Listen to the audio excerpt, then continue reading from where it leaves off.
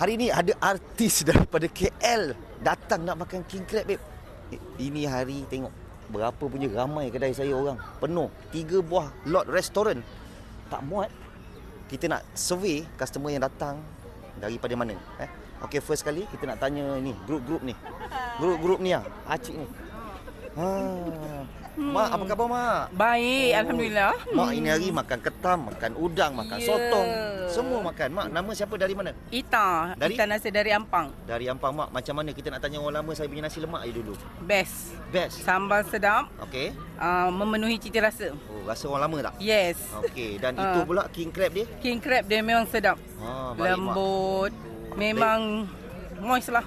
Berapa lama dah Mak tengok video saya nak datang? Ya Allah, hai, memang hari-hari tiap malam memang tengok aja. Mak, tengok saja. Ya, Baik. meleleh Leo. Terima kasih banyak.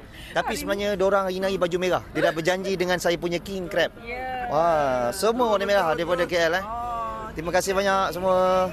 Baik, alright. Okey, jom kita nak pergi tengok mana-mana lagi. Ramai ni saya nak tanya. Ini kita ada brother-brother kita. Brother, apa khabar? Dari mana brother? Saya Johor bang. Johor dekat mana? Johor Skudai. Skudai. Pernah datang sini? Tak, first time. Okey, macam mana makan sini? Oh, Baik, memang lah. Baik. Tengok. Padu Padu. Happening tak? Meriah?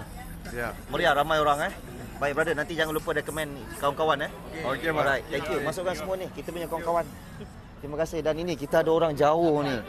Oh, ini abang ini dari jauh bang. Ini dari jauh. Daripada mana bang? Dari Medan. Medan. Okey. Saya kita nak tanya macam mana orang Medan. Gede tak saya punya king crab? Besar sekali. Kita sebelumnya Sebesar sini ya. Besar. Baik bang. Dan nasi lemaknya okey.